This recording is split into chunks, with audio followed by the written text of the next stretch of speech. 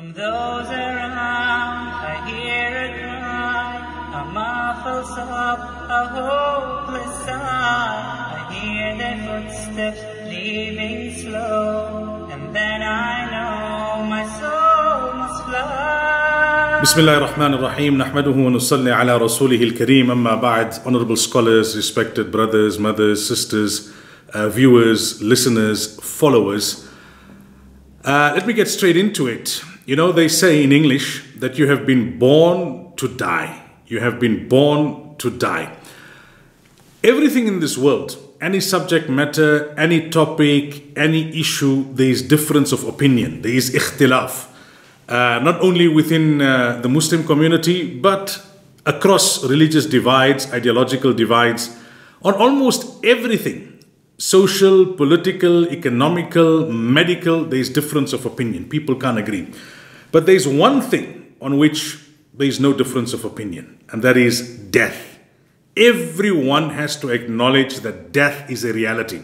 What happens after death? Well, there is difference of opinion once again. But on the fact that every human has to die, there is absolutely no difference of opinion. The atheist, the agnostic, the Christian, the Jew, the Muslim, the Hindu, the Buddhist, everyone has to acknowledge that death is a reality. And the Quran has said it so succinctly. كُلُّ نَفْسٍ ذَائِقَةُ الْمَوْتِ. Every soul shall taste death, shall taste death. Very intentional and very deliberate words which Allah Ta'ala is using, that every soul shall taste death. Now, the poet says, Al-Mawtu Babun Kullu Nafsin Dakhiluhu, that it is such a door, everyone has to pass through. Everyone has to pass through. But the long and short of it is this. One scholar so beautifully says it, and just last night in a talk, I was explaining the same to some of the brothers. They say that when you were born, you came out crying and everyone was smiling. Leave the world in the opposite way, where when you depart, everyone is crying, but you are smiling. Because you are ready to meet your Creator. You are ready to meet your Allah. You are ready to meet your Sustainer, your Nourisher, and your Cherisher. Having created that a bit of an introduction around the issue of death, let's talk to the topic itself. And that obviously is in regards to the purpose of our existence. You know, in the world today, we find people, broadly speaking, in two categories. You have those, modern society, that places a lot of emphasis on productivity, performance, progress, right? And then on the other hand, you have those who are lazy and they are lethargic. Now, where do Muslims fit in? Muslims, unfortunately, in the main, are caught up in one of these two extremes. The one extreme, those who are lethargic, they are mediocre, they go with the flow, they're passive, and the result is the world is leaving them behind. There was a time at the height of the progress of the Muslim world when we were the forerunners in every field. Medicine, mathematics, science, in every field, we were the forerunners. We brought our Islamic values and our Islamic perspective to those worldly sciences. And the result of that was, the simple result of that was that we were independent and everyone else was dependent on us. If you look at it today, because of this category of people who are lethargic, mediocre, passive, going with the flow, the world is leaving us behind. We are now dependent on others, irrespective of the fact that if you look at the Muslim world as a whole, we have a lot of resources and we have a significant number of Muslims in the world. So that's the one extreme of society today. The other extreme are those people who work very hard. They strive, they push themselves, they break new boundaries, but it's done in a very consumerist way. The purpose is unclear. It's merely material, worldly, accumulation of a few dollars and pounds. It's all related to worldly progress, worldly fame, worldly position, worldly prosperity. And what's the consequence of that? You find people are more depressed than ever before. They are more stressed than ever before. They are more ill than ever before. The levels of contentment and happiness are lower than ever before. So broadly speaking, these are the two categories that we find people in. Those who are lethargic, lazy, passive, the world is leaving them behind. Those who are working very hard, pushing themselves, they have great drive, they have great ambition, but they're doing it in such a consumerist way that the consequences are dire. They compromise their health in the pursuit of wealth. Then they have to use that wealth to try and restore their health. What is the solution? And where should we find ourselves? Right? We know that we are ummatan wasata, that we are a nation, an ummah of balance and moderation. Well, you'll find that balance and moderation in rediscovering your purpose. And this is the point I want to make because it ties up with the topic and the angle that I have been given to this series on death. That what do we live for? What is the purpose of our creation? Now, this consumerist productivity, which is the name of the game today, you have life coaches and you have consultants, and they're all trying to teach you how to be more productive, you know, how to be, how to gain more, how to achieve more. But it has a consumerist purpose behind it. And the consumerist purpose fulfills the needs of the body, the functions of the body. What the world is neglecting is the needs of the soul and the purpose of the soul. You see, there's one thing we have to understand. The soul was created before the body. The soul will not cease to exist with death. The body will cease to exist. The soul goes into a different realm of barzakh. From there, it will be granted a new body, and it will go into the realm of qiyamah, and from there into the realm of Jannah with a totally new body. The soul has existed before the body, and the soul will exist after the body. The soul existed before birth. The soul will exist during death and even after death. Death is merely the separation of the soul from the body. When the soul is taken out of the body becomes a mere corpse. There's no real value to the body in itself. It's the soul that activates the body and gives the body value and gives the body relevance. The soul is primary from an Islamic perspective. So if you look at the world today, it's all about accumulating so that you have better food, better conveyance, better house, you can indulge in more pleasures, fulfilling the functions of the body, which Islam does not negate in totality. But in Islam, that's supposed to be secondary. What ought to be primary is the needs of the soul. And you know why so many people are roaming around without a sense of purpose? Even though they have hit the top tier of the Forbes list, even though they have reached the highest echelons of their particular fields. So you'll find a person who's number one in his sports field, or in his political field, or in his business field, or in his technological field. Yet he cannot go to bed at night except if he pops a few pills. He's got no contentment. He's got no serenity, no peace, no harmony, no happiness. He doesn't have a sense of purpose. I met the man recently who is known as the richest man in Africa. Not only in South Africa, the richest man in Africa. And he was asking us a question and he said, you know, these days my pursuits are in trying to answer the question that what is the purpose of my existence? You see, I mentioned earlier on that we all agree that death is a reality, whether you're an atheist, agnostic, Muslim, Jew, whatever, right? You all agree that death is a reality. Now, those people who don't have the perspective that Islam gives them, you see, this perspective, science cannot give it to you. This perspective, technology cannot give it to you. This perspective, only revelation can give it to you. But why have you been created? And where are you going? And what is the purpose of your existence? And what should you be working towards? So a man works for 30 years and he achieves all of his dreams, political or economical or business related. Now he sits and says, but what's the point? I'm going to die, right? So how long am I going to live to enjoy the fruits of my labor? Everybody else is going to enjoy it. My ungrateful kids and the kids that will follow from them. So what is the purpose? And this creates a hollowness then. It creates emptiness. And you find many people in the world today, they're wandering through life aimlessly. They're just stuck on the treadmill of life. They're running very hard. They are seemingly productive, but they're still on the same spot. They are not productive in a way that is beneficial to their sense of purpose. They're just productive in a consumerist way. Now, Islam gives us the answer. Islam wants us to be productive, to have a sense of purpose and ambition. Islam does not want us to be lethargic, lazy, mediocre, and go with the flow. But Islam says you've got to do it with the right intention. You've got to know why you're doing it. Where do we get the sense of purpose? From one verse of the Quran. One verse of the Quran, where Allah says, وَمَا خَلَقْتُ الْجِنَّ وَالْإِنسَ إِلَّا لِيَعْبُدُونَ. Allah says, I've created you because You ought to worship me as my servants. لِيَعْبُدُونَ عَبْد, servant, slave. Now, here's one or two critical points that we need to understand. A slave is not a casual worshipper. You see, a casual worshipper can decide when to worship, when not to worship. A slave is on duty 24/7, always obligated to worship. We are always obligated to worship Allah, whether we are in the masjid, whether we are seeking knowledge, or whether we are sleeping. Even if we are relieving ourselves, we've got to do everything in the way that Allah wants us to do it, for the pleasure of Allah. That's what worship and ibadah means. So ibadah is not only your salah and your zakah and your hajj and your saum. Ibadah means that in any situation in your life, you do what Allah wants you to do in a manner that is pleasing to Allah and His Rasul, in the manner that is within the framework of the deen of Islam. Having said that, this word abd, in English, we translate it as slave.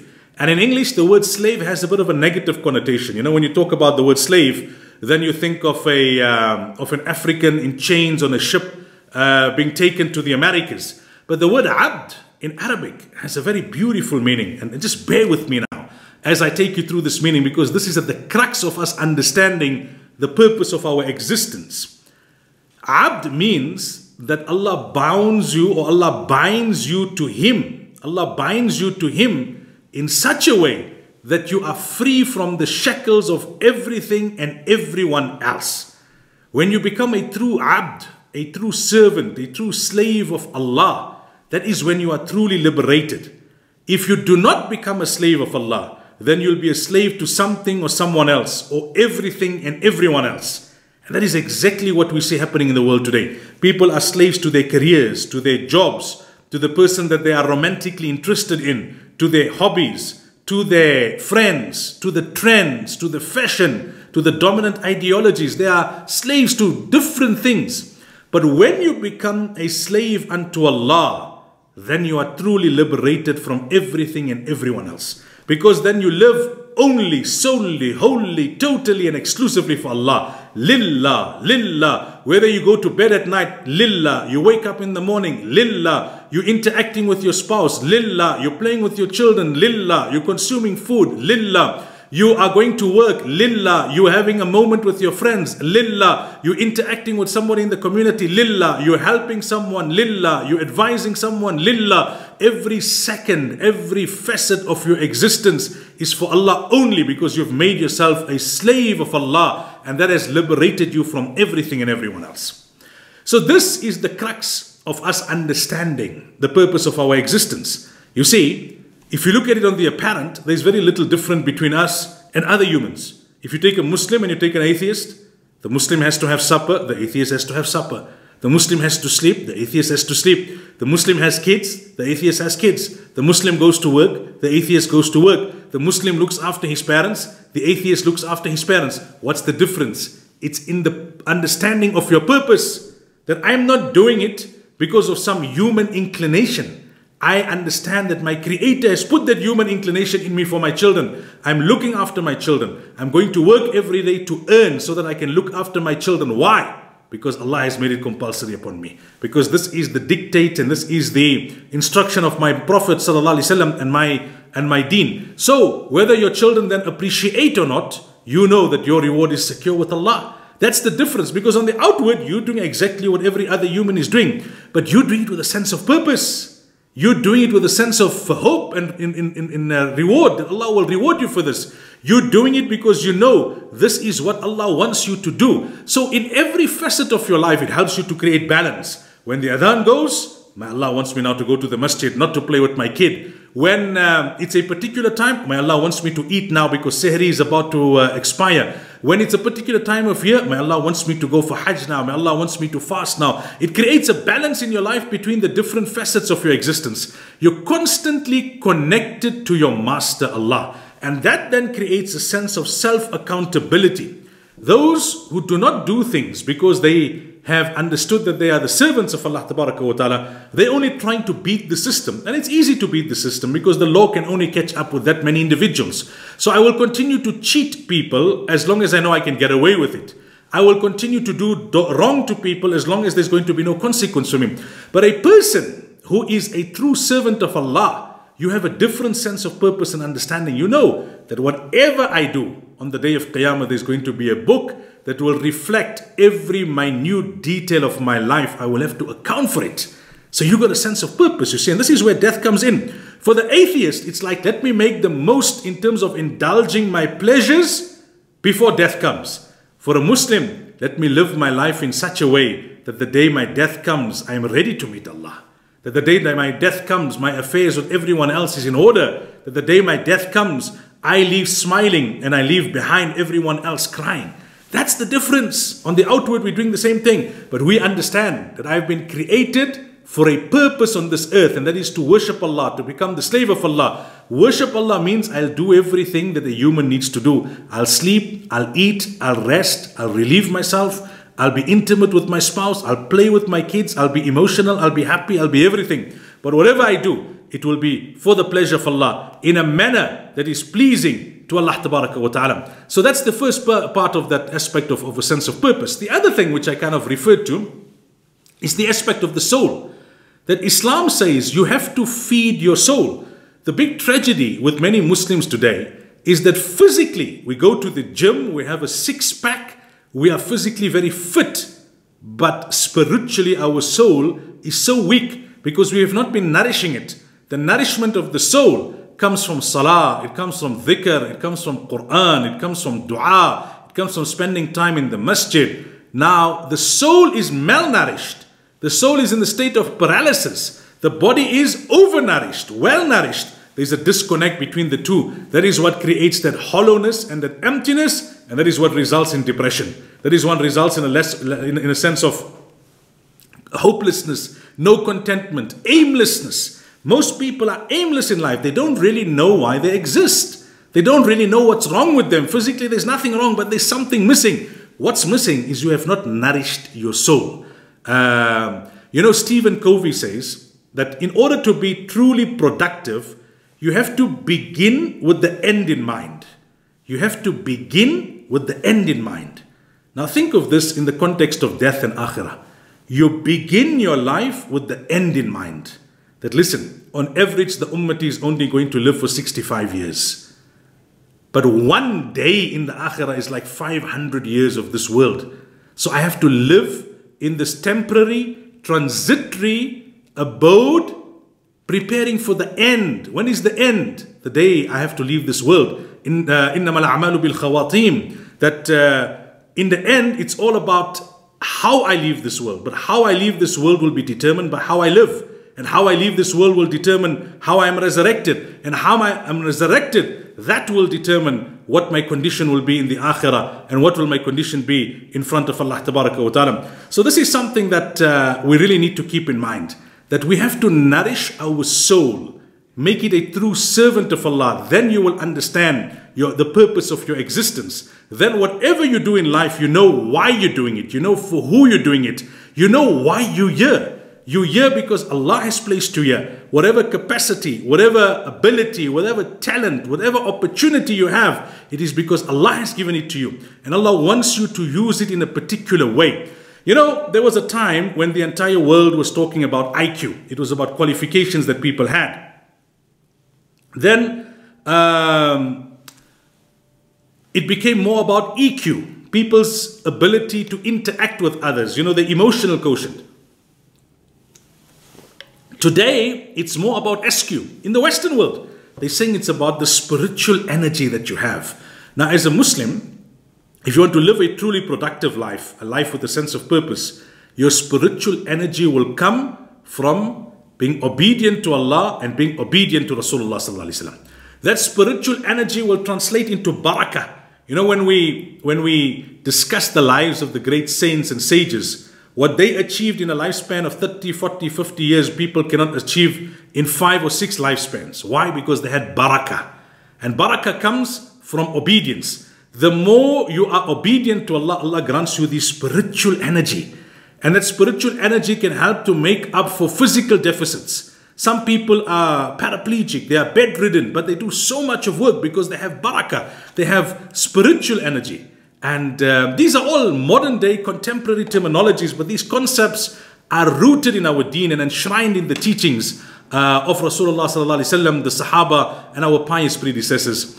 Another thing which is important for us to understand, so that we can enhance our sense of purpose, is that a Muslim must live in this world with a very positive attitude. You know, your inside creates your outside. We should see opportunities, we should not see problems. We should see solutions, we should not see challenges. Nabi sallallahu alaihi wasallam, even in the midst of the worst difficulties, he was always optimistic. Now there's a very key point that I want to make here, and I beg your attention, undivided attention, and your indulgence. Normally, when we talk about dunya, you know, we talk about it in a very negative way.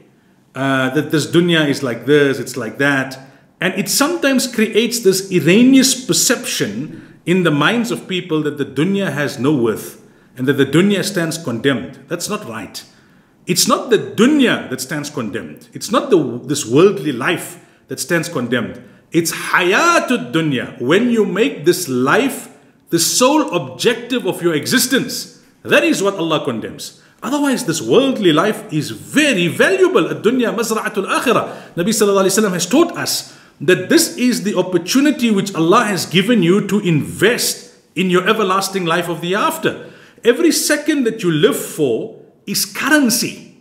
It's currency which Allah has given you to utilize, to invest in the stock exchange of the akhirah, which will never collapse, which will never see an upturn or a downturn in the markets.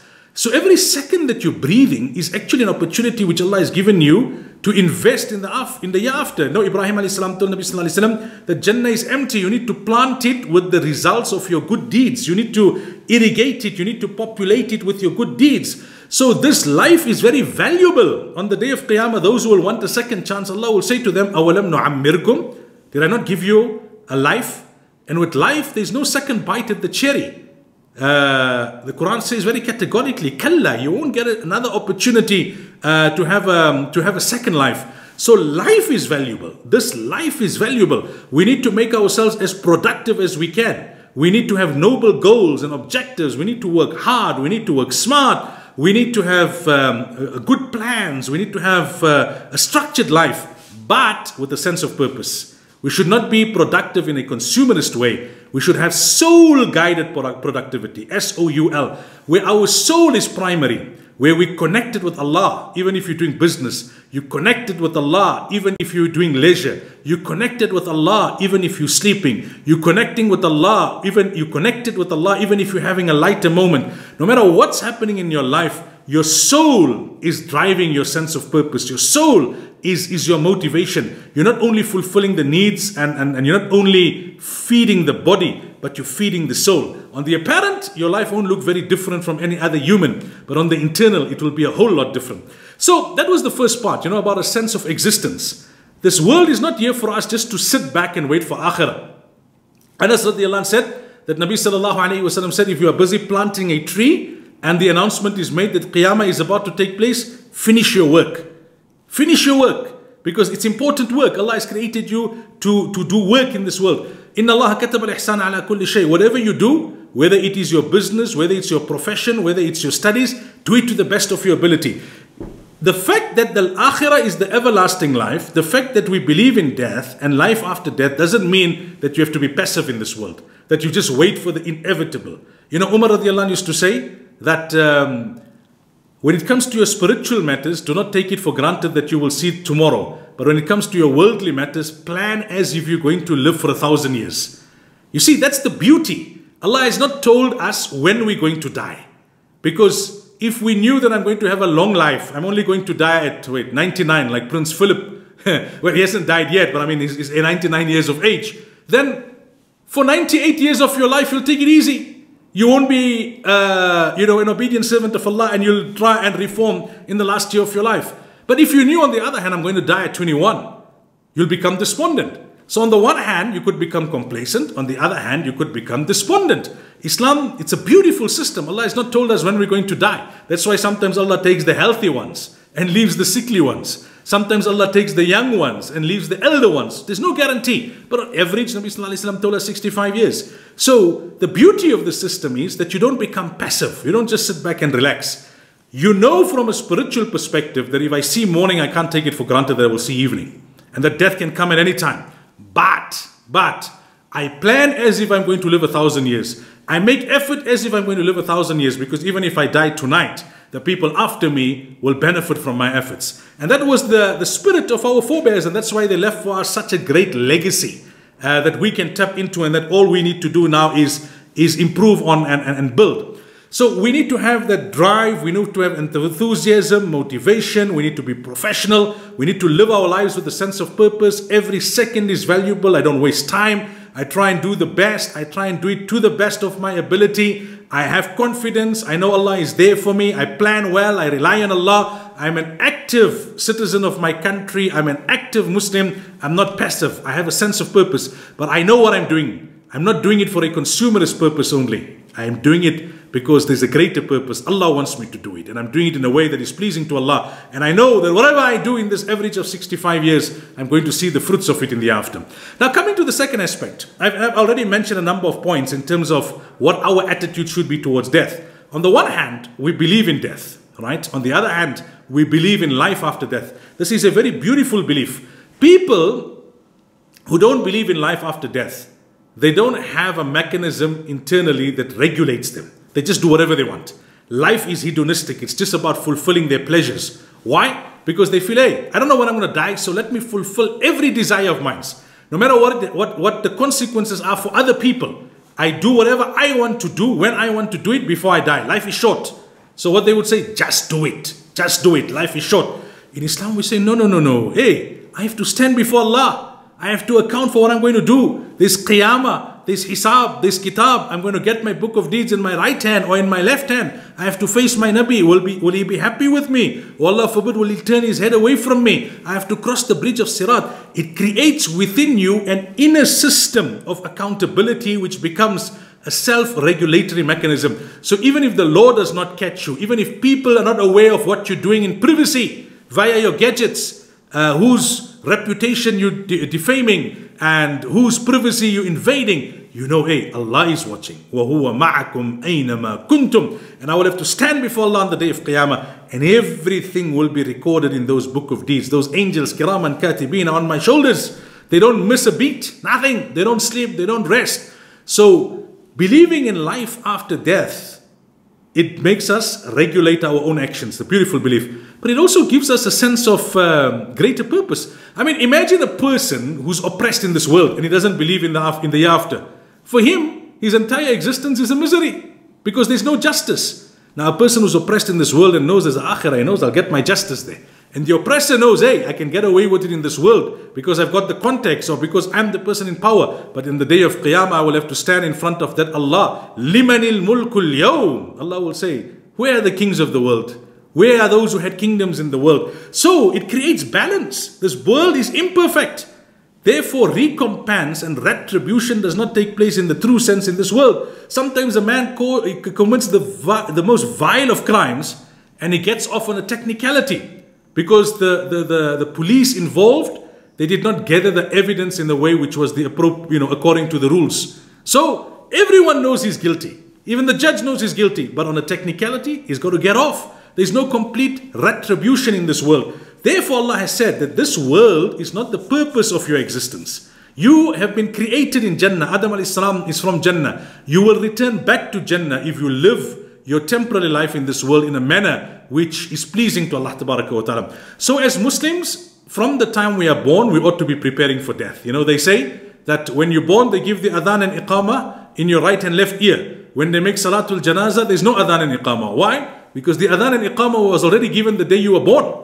It's just a small period of 65 years on average before your janazah will be performed. Like an ordinary salah, the adhan is given and then a few minutes iqamah and the salah starts. So your life is meant to prepare you for the akhirah. It's meant for you to work towards the akhirah because that's going to be your everlasting existence.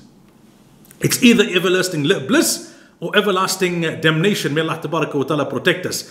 Therefore they say, if you live every day as if it is potentially your last, and if you live your life in a way where you're ready for the akhirah and you're preparing for the akhirah, then al-mawtu jisrun yusil al-habib al-habib. Then death is only that which is a bridge. You're on one side, Allah is on the other side. And death is the bridge which brings you to your beloved. That's why Nabi sallallahu alayhi wa sallam's final words were, Allahumma bir rafiq al-a'la. that now I've got the opportunity to directly meet with Allah. So when we see people around us who are passing away, and especially during this period of COVID, when people passed away in great numbers, then hadith says, كَفَى بِالْمَوْتِ وَاعِظًا, that death is a great reminder, a great admonisher, a great lecturer, that hey, today it's somebody else, today is somebody else, tomorrow it could be me. You know, one day I was walking in the graveyard, and we had performed the janazah salah, and we were walking over an empty piece of land to the part where, you know, the person was going to be buried. And the person that I was walking with made a remarkable statement. He said, how do we know that this earth that we're walking on, tomorrow it's not going to be our grave? That we're actually walking over a piece of land that is going to be our grave. Because when death comes, you know, أَيْنَمَا تَكُونُوا يُدْرِكُّمُ الْمَوْتُ وَلَوْ كُنْتُمْ فِي بُرُوجٍ مُشَيَّدَةٍ. You can be in the highest of towers, it'll catch you. You can be where it'll take you to where you need to be for death to catch you there. How many times people have passed away in places that they never imagined that they would even go, but circumstances took them there because it was decreed that they would go there. You see, the Quran warns us, أَلْهَاكُمُ التَّكَاثُرُ حَتَّى زُرْتُمُ الْمَقَابِرِ. Don't get too caught up in the rat race of life until death comes and ambushes you. Then it's too late, because when the time comes and you ask for respite, there'll be no respite. Yes, if you live your life in a consumerist way, in a material way, then the hadith reminds us, listen, when you leave, everything stays behind. Everything stays behind. The only thing that you're going to take with you is your actions. Even your children will return. They'll drive that smart car of yours from the graveyard and start fighting in terms of who's going to inherit it. Here in Africa, recently, there was one man who died. And he asked them to bury him in his Mercedes-Benz. I actually saw the images of it. They put him in the driver's seat, they buckled him up, they reclined the seat, they dug a big hole, and you know, in South Africa, if you know, it won't be too long before someone goes and steals that car from under the ground. Right? So, what? You're taking that car with you? Nothing can go with you because it's no longer a physical existence. Barzakh is when you're in transit. Right? That is the nature of life. Now, barzakh is a temporary, transitory abode. You go there for a while, and from there you're going into the akhirah. Only your actions can be of help to you. That which you left behind as thawab jariyah, sadaqah jariyah, the knowledge, the charity, the good work that you did, that is what is going to help you. Imam Ahmad rahimahullah says, because sometimes the question is asked, why should we die? When the one answer is what I've already given, is that Allah has not designed this world to be our permanent abode. It's imperfect. Perfect is in the year after. Retribution and justice will truly be served there. We don't live forever because then there's no test. Allah says, I created you لِيَبْلُوَكُمْ أَيُّكُمْ أَحْسَنُ عَمَلًا, to see that who of you would do the best of deeds. So Imam Ahmad rahimahullah says, when Allah created the earth, the angels told Allah that this creation of yours will procreate, and a time will come when there won't be enough place for everyone on earth. And Allah said, I'll create death. And then the angels then said, well, if you create death, they'll all just be sitting in fear of death. They won't be able to function. Allah said, no, I'll create hopes and ambitions. That's why the Quran says, زُيِّنَ لِلنَّاسِ حُبُّ الشَّهَوَاتِ مِنَ النِّسَاءِ وَالْبَنِينَ. Allah has made wealth attractive to you. Allah has made members of the opposite sex attractive to you. Allah has made, progress attractive to you so that the system can function. Now, Islam draws the balance. You function in this world. Yes, achieve your goals, accumulate your wealth, fulfill your permissible desires, but do it in a way which is pleasing to Allah, and do it in a way where you're working for the akhirah. You're not working as if this world is your permanent abode. In order to create that balance, Nabi sallallahu alaihi wasallam has encouraged us that kun fi dunya ka'annaka gharibun aw abidu sabil. Live in this world like you're a wayfarer or a traveler. You see, when you're traveling, you know that okay, I've got to eat while I'm traveling. I've got to do certain things while I'm traveling, but I can't forget where I'm heading to. That's my destination. And in order not to forget, Nabi sallallahu alaihi wasallam said, "Akthiru dhikra hadhi min ladhat." That constantly, repeatedly, regularly, habitually remember death. Remember death. Every night before you go to bed, make muraqabah maut. Envisage that the day is going to come, I'm going to die. Will I be going smiling, or will I be the one going crying? They're going to lower me in my grave. Everything is going to be left behind. My spouse will marry someone else. My children will move on in their lives. My friends will get new friends. My employer will replace me. My employees will get somebody else to take over the business or company. It's only me, my deeds, and my Allah. And that helps you to create purpose. That helps you to create a sense of objective. That helps you to create a sense of balance. Look, death is something which we naturally disincline from, right? People find it difficult even to make ghusl of a body. It gives you, a bit of an uneasy feeling. And when Aisha radiallahu anha asked Nabi sallallahu alaihi wasallam, he said, this is natural. Nobody is going to just want death, It has element of fear. It's element of uncertainty. But if your actions are in order, then you will have also a desire to meet Allah Ta'ala. You'll have a bit of a fear of death, like a person who has a fear of flying. You'll fear the flight, but you look forward to the destination that you're going to arrive at. So we must live our lives in such a way that we know that on the other side of this, Allah is waiting with me. Allah is waiting for me with a smile. Let me wrap up by saying that we have, 40 odd days before Ramadan. This is the season of change. Rajab, Sha'ban is a season of change leading into Ramadan. You want to run a marathon, you cannot pitch up on the day and say, now I'm going to run. Nah, it doesn't work that way. You have to prepare. You have to generate momentum. You have to develop capacity. You have to become receptive to what is required on the day. Now you and I, we want to hit the ground running when Ramadan comes. You'll get the reward of Ramadan, but you won't get the benefit of Ramadan. The benefit of Ramadan is to make you a better Muslim and to keep you a better Muslim after Ramadan. When you see people's behavior on the day of Eid, it's like they feel they've just unshackled themselves from the good deeds of Ramadan and they need to go back to their evil ways. Because there was never an intention and there was never a period of preparation. And that's why the dua, Allahumma barik lana fi Rajab wa Sha'ban. Why did Nabi Sallallahu Alaihi Wasallam want barakah in Rajab and Sha'ban? So that you could adequately prepare for Ramadan. The more prepared you are, the more spiritually clean you are, the more receptive you will be, the more reward you will gain, but you will also come out on the other side of Ramadan having secured the benefit, where every Ramadan in your life brings you closer to Allah and keeps you closer to Allah. What's the most important thing in terms of preparation for Ramadan, and it ties up in terms of preparation for death, is this, that after fulfilling the obligatory acts, start to give up sin. If you don't give up sin now, you will sin out of habit in Ramadan. Last night at the program I was saying to the brothers that you know what? It will be the 27th night of Ramadan. It will be the time of tahajjud. You'll be in the masjid. You'll be a mu'takif. You would have just completed reciting the Quran and making dhikr and performing salah, and yet you'll be gossiping about someone else. Because you're sinning out of habit. 40 days, it is what is required to create a habit. 40 days also can help you to break a habit. Break the habit of sins.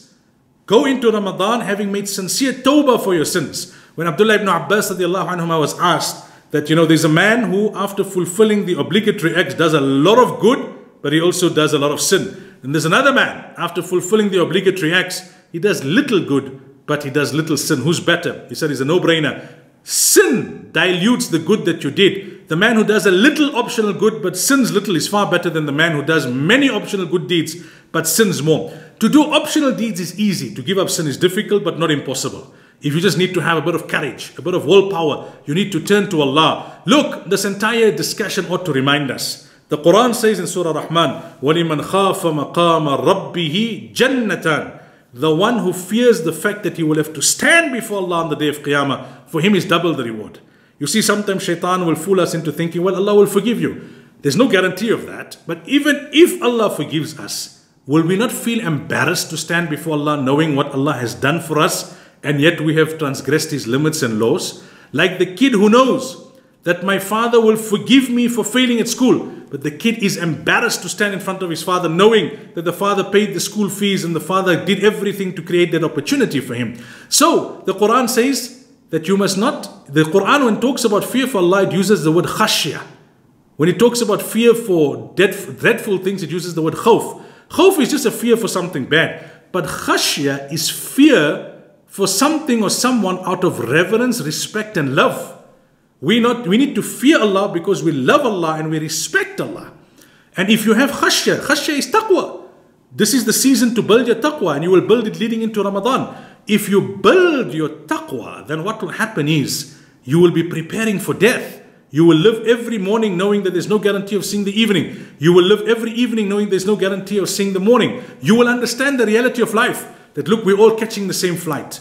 If there are 300 people catching the same flight, there are some people in the front of the queue. So they have been processed at immigration first and they're sitting on the plane. The plane is death.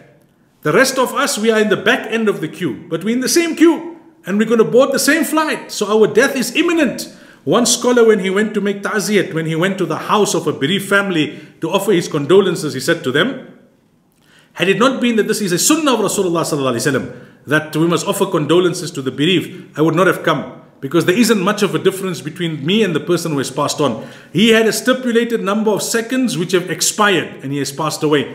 I have a stipulated number of seconds for which I will live. It is expiring. I am in the process of passing away. With every breath we take, we are in the process of passing away. We're in that same queue. Some people are ahead, they've boarded the flight, but they're waiting for us on the same flight. We all have to die. Then Qiyamah will start. Then the journey will start. And we're going into the journey of the Akhirah. It just depends now whether you'll be dropped off at the gates of Jahannam or you will be dropped off at the gates of Jannah. You will have to die, but make the last day the best day of your life. And in order to do that, live every day as if it is your last day. One Sahabi was one day asked that if you knew for certain that today was your last day, how would you live it? He said, no different to any other day. No different to any other day, because I live every day as if it is my last day. May Allah Tabaraka wa Ta'ala grant us all the understanding and the tawfiq. Jazakumullah once again to Mufti Suhail and all the brothers and sisters involved at Al-Misbah Academy for giving me the opportunity. Barakallahu feekum. May Allah take this cause and these causes